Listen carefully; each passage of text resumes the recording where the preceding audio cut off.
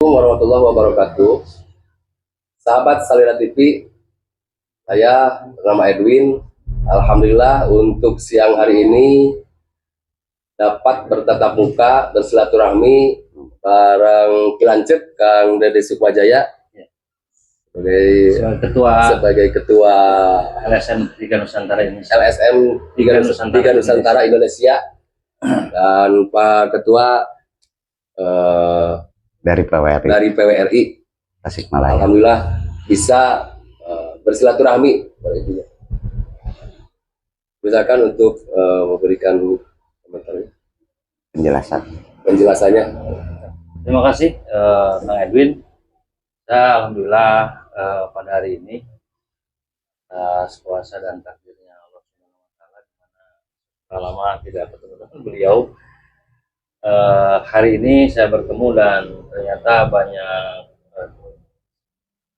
memberikan inspirasi dan semangat bagi saya, khususnya yang berkaitan dengan budaya Sukapura di Tasikmalaya.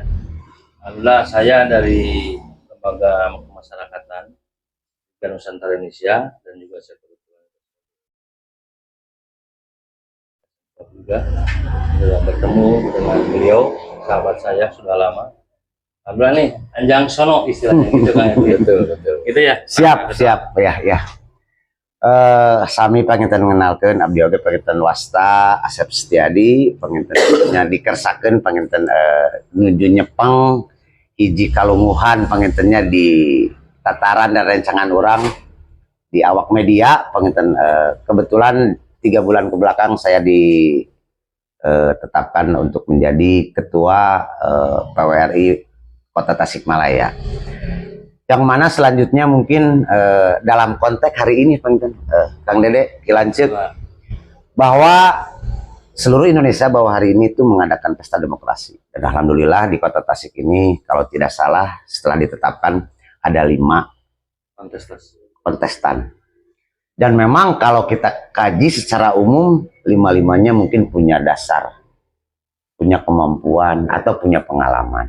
Nah, namun tadi saya mendengar bahwa Pak Dede menyampaikan bahwa Tasikmalaya ini tidak bisa dilepaskan dari konteks sejarah ataupun budaya. Nah, dalam hal ini kita kaitkan juga dengan yang hari ini nih, Kang Edwin. Kebetulan juga dengan Maulid Nabi nih. Nah, perspektif secara panjang apa sih dalam konteks memperingati? Jangan sampai ada kesan memperingati itu seperti happy birthday gitu. Apakah kita mengingat ajarannya, mieling ajarannya, misalkan gitu kan. Jadi coba hari ini nih kebetulan waktu yang sangat pas mungkin, yang sangat bagus. Apa sih korelasi atau napasnya kaitan dengan lahirnya Sang Baginda Rasul Muhammad SAW dengan persiapan, dengan kehadiran, dengan kontestasi yang nah, mungkin pertanyaan pertama dari saya, sejauh mana kacamata Kang Dede Sukmajaya melihat animonya yang hari ini kebetulan di kota ada 5 kontestan, seperti apa kacamata secara umum dulu lah mungkin. Silakan. Ya, kalau secara umum animo masyarakat cukup baik, cukup bagus. Saya lah gitunya menyambut pesta demokrasi di Kota Tasikmalaya. Tentu dengan harapan barangkali masyarakat teh ngagaduhan harapan gitu tanya. Ngagaduhan harapan para calon calon anu sehingga pada saat salah satu calon terpilih misalkan.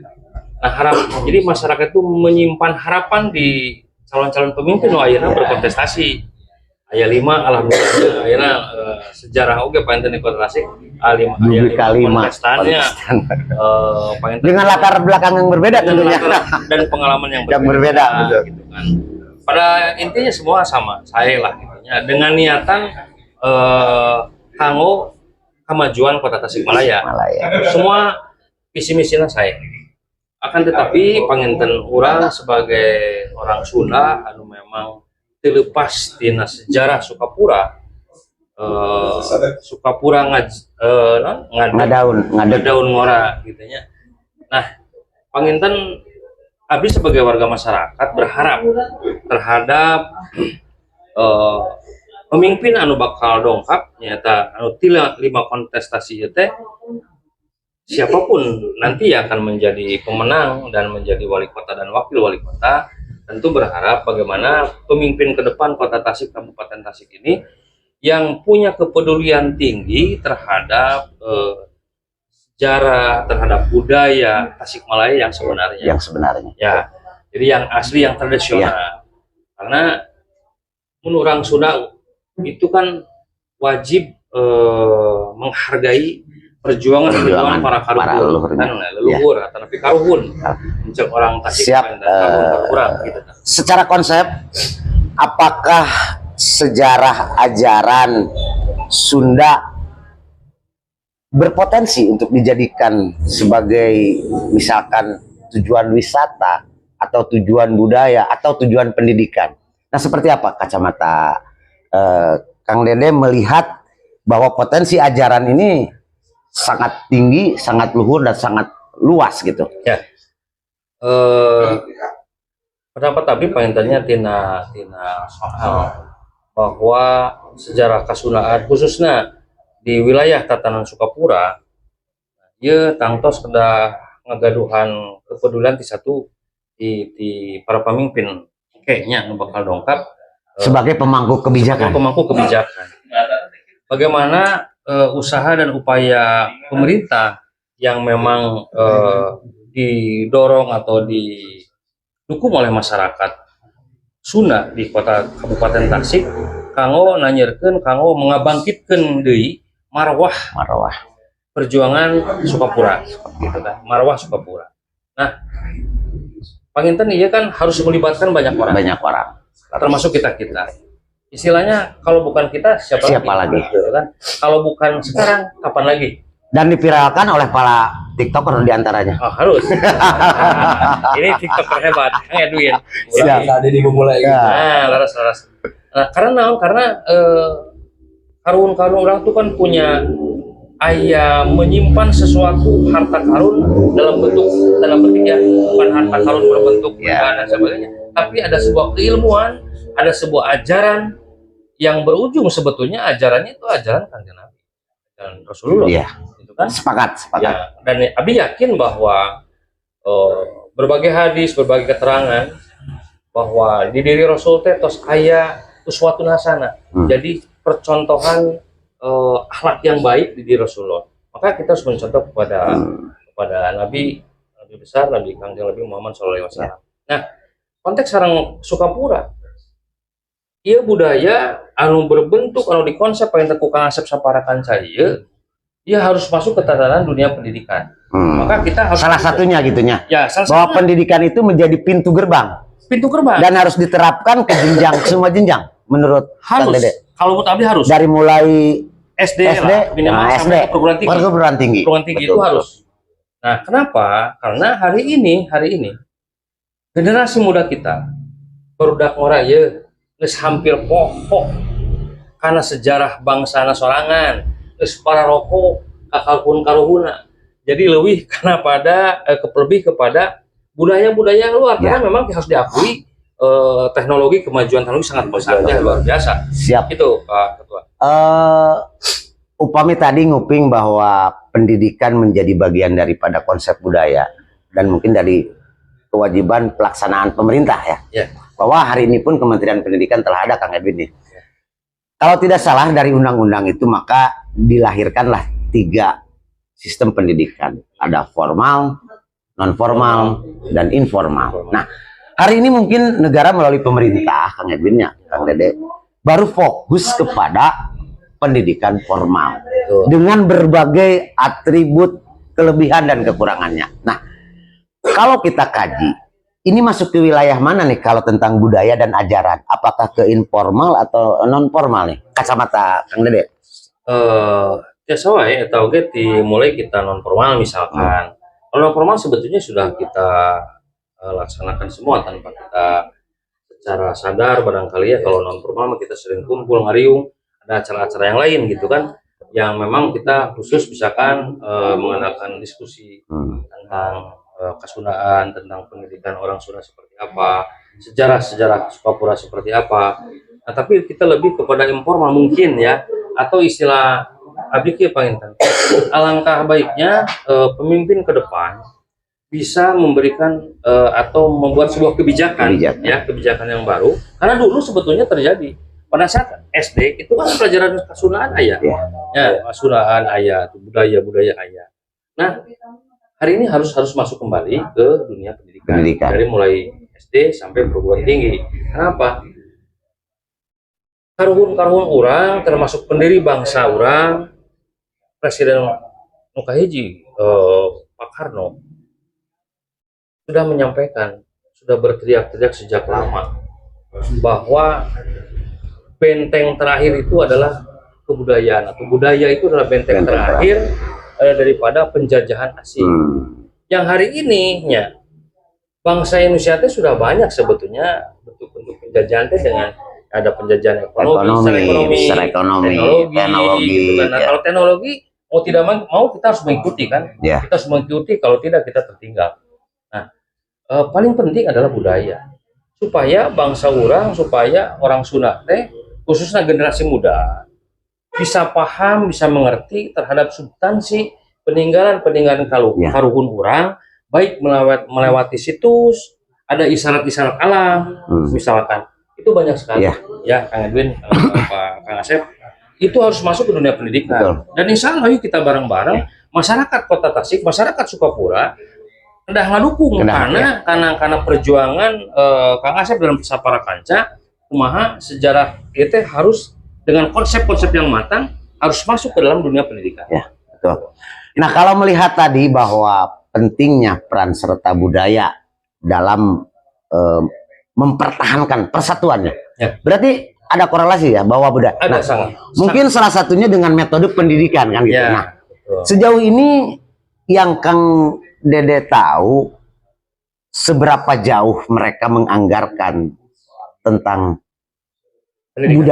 pendidikan kebudayaan. Nah, kalau kita urut di Tasikmalaya misalkan, terlepas kota dan kabupaten, sudahkah mereka welcome atau tadi punya rasa, punya tanggung jawab, punya keprihatinan? Nah, jadi harapan ke depan dan kaitannya dengan hari ini kebetulan bahwa ada pesta demokrasi hari ini, harapannya dengan tadi fokus terhadap budaya ini mau seperti apa nih yang idealnya pimpinan kita hari ini? Harus lebih. Kalau memang misalkan selama ini ada kepedulian para pimpinan kita nih, baik bupati ataupun wali kota Tasik, tapi itu kisaran berapa persen? Hari ini harus lebih meningkat. Karena kita tahu bahwa dari sisi anggaran saja kan 20% itu untuk dunia pendidikan. Itu sangat besar sekali sebetulnya. Nah, tinggal bagaimana ada kemauan dari para pimpinan kita, ya pimpinan. Diawali dari pucuk pimpinannya. Ada ageng kahoyong karena dia harus punya tanggung jawab moral terhadap budaya, tentang sejarah. Minimal bermimpi atulah. Minimal ada keinginan.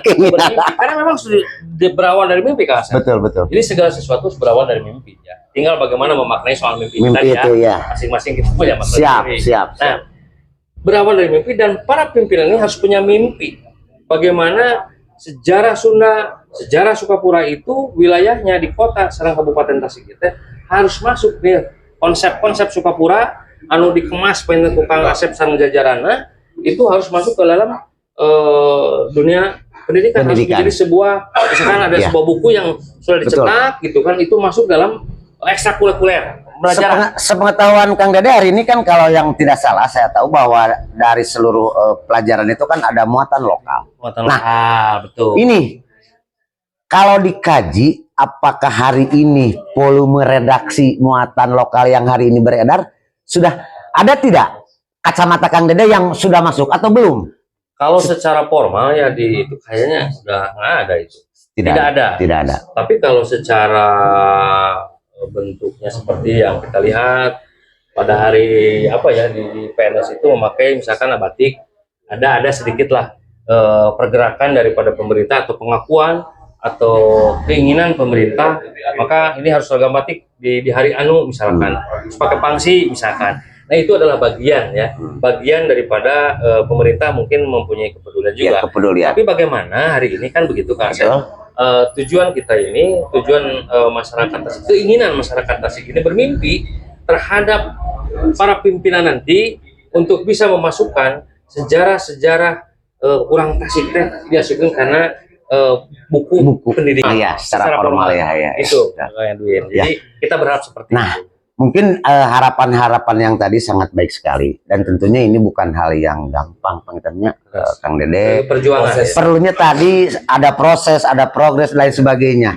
Nah, Abdi pengertian mewakili harapan kami untuk pengertian memaksimalkan, pengertian menyiapkan materi-materi nu aya, dongeng-dongeng nu aya, sejarah-sejarah anu aya, baik itu buku, kitab, manuskrip, ataupun apapun namanya. Ini kan perlu adanya kita sebuah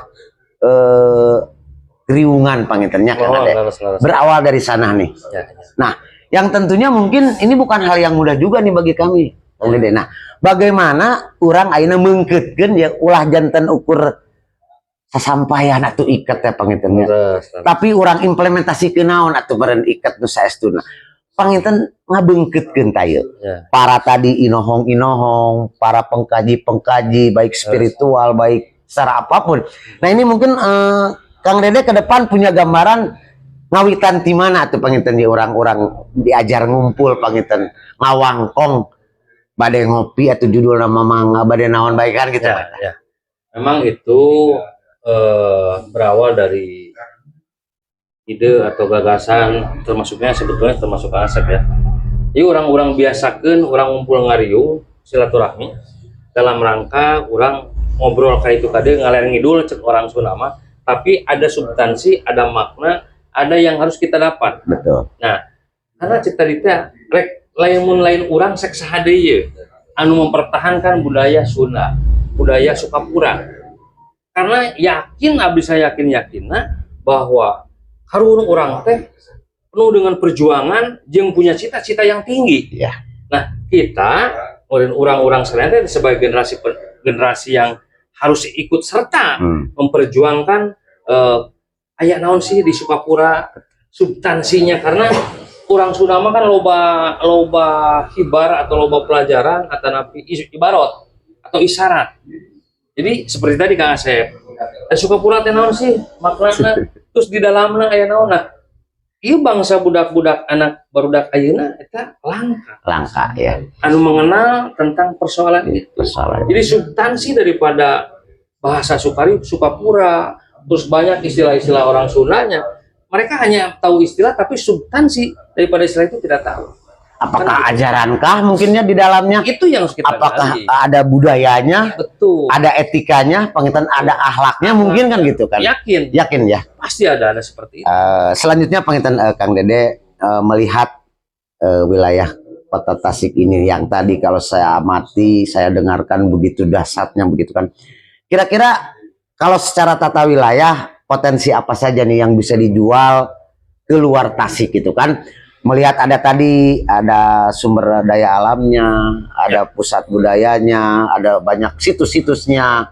Nah, kalau tidak salah kan bahwa di Tasik itu kan ada Linggayoni, di Indihiang. Nah, itu pun namanya Indihiang. Mungkin dulu siapa sih di sana sang penguasanya? Nah, maka tidak dipisahkan, betul kata Kang Dede tadi, apapun namanya bahwa itu ada di tataran Sunda kan itu, ada di tataran Tasik kan gitu. Walaupun pada saat itu ada merek kehiang-hiangan gitu kan. Indihiang mungkin salah satu pengelola penguasanya itu Malik Al-Hindi mungkin. Nah, ini pun bisakah untuk para pimpinan besok menjadi nilai aset yang bisa dijual keluar? Betul. Kalau diolah secara manajerialnya gitu kan. Nah, sebetulnya saya sendiri sebetulnya sudah pernah dengan almarhum yang baru kemarin almarhum ya, mantan terakhir menjabat sebagai kadis Pora ya, yang kemarin Pak Hadian kalau Pak Hadian. Ya. Saya juga pernah diskusi dengan beliau tentang konsep bagaimana Kota Tasik ini, misalkan begini, banyak hotel-hotel berbintang kan Kota Tasik itu, kaitan dengan budaya, seni dan sebagainya yang ada di Sukapura ini, coba ada goodwill pemerintah, yaitu kembali kepada pimpinan daerah yang punya kebijakan. Misalkan begini contoh, kenapa sih pemerintah atau wali kota ataupun bupati ketika ada orang yang datang ke Kota Tasik berkunjung ataupun apapun itu, dia menginap di sebuah hotel, maka itu harus menjadi satu paket. Ketika pengunjung ataupun wisatawan baik dari luar atau domestik itu masuk ke hotel kita menginap, itu harus satu paket dengan berkunjungnya kepada situs-situs yang ada. Setuju. Yang ada di Tasik seperti tadi yang disampaikan Caker. Berarti dinas terkait nih yang ini harus peran dinas terkait ini harus betul-betul dia punya berperan aktif, berperan aktif. Betul. Nah, harus bersemangat juga. Jadi jangan sampai sekali lagi para pimpinan orang teh jarong-jong teuing terus sehingga akhirnya budaya orang teh Kang Edwin ngalalap karuang akhirnya budaya di luar. Kan itu teh sudah ada bukti sebetulnya yang heboh sangat banyak ya. Sangat Tapi banyak. kita oke lah persoalan yang sudah sedang sekarang fenomenal gitu kan. Nah, ini adalah sebuah momen yang tepat Asep, bagaimana bangkitnya orang Sunda dengan masuk ke dalam dunia pendidikan ya secara formal, misalkan dengan ajaran-ajaran yang sudah terkonsep, dengan itu bisa masuk ke dalam sejarah, misalkan Sukapura itu harus masuk ke dalam dunia pendidikan. Sedikit mungkin Kang Dede, kami pun prihatin dan bangga wargi-wargi orang kamari panginten melakukan aksi lah katakan riak melihat proses perjalanannya dunia pendidikan, bahwa hari ini setuju tidak bahwa kualitas tercapaikah kualitas pendidikan hari ini? Apakah adanya indikasi terkontaminasi atau banyaknya turut campur kepentingan mungkin?